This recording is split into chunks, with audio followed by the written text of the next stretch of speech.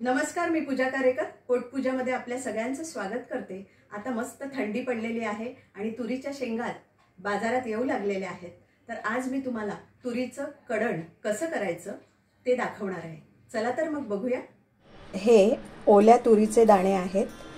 आता थंडीत तुरीच्या शेंगा येतात ते हे निवडलेले दाणे आहेत हिरवेगार। तर त्याचं आता आपण कढण करायचं कसं ते पाहूया।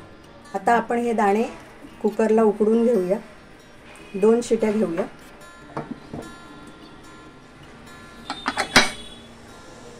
तोपर्यंत आपण मिक्सरला हे खोबऱ्याचं वाटण करून घेऊया। साधारण हे मिक्सरचं भांडं जे आहे अर्ध भांडं आपण ओलं खोबरं घेतलेलं आहे।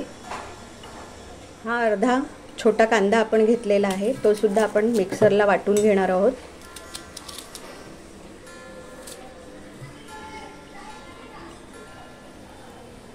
थोडीशी कोथिंबीर, हिरव्या मिरच्या तुम्हाला तिखट जसं आवडत असेल तसं, जिरं, धणे। आता पाणी घालून आपण हे मिक्सरला वाटून घेऊया। आता आपले हे वाटण तयार आहे। आता आपल्या 3 शिट्या झालेल्या आहेत। आता आपण कुकर उघडूया। आता आपले हे तुरीचे दाणे शिजलेले आहेत छान। पुढे काय करायचं ते पाहूया। आता आपण हे दाणे मोठ्या पातेलीत ओतून घेऊया।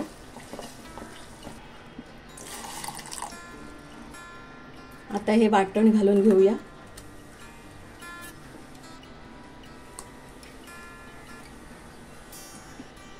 आपल्याला हवं तितकं पाणी घालून मिश्रण व्यवस्थित एकत्र करून घेऊया।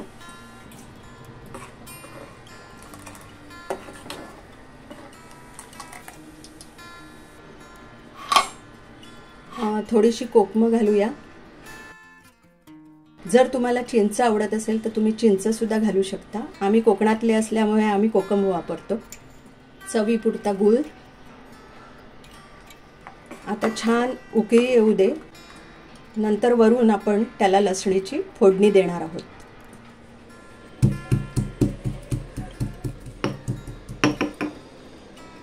आपण 6 मोठ्या पाकळ्या लसूण घेतली होती, ती ठेचून घेतलेली आहे। आता छान उकळी आलेली आहे। मीठ घालून घेऊया। आता आपल्याला वरून फोडणी द्यायची आहे।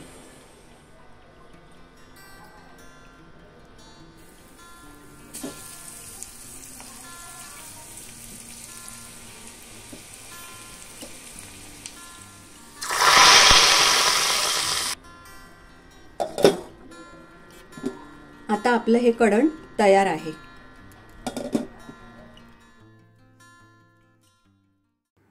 तुम्हाला ही रेसिपी कशी वाटली हे नक्की कमेंटमध्ये कळवा। लाईक करा, शेअर करा आणि सबस्क्राइब करा। आणि हो, मस्त खाण्याची घ्यायची असेल मजा तर बघत राहा पोटपूजा।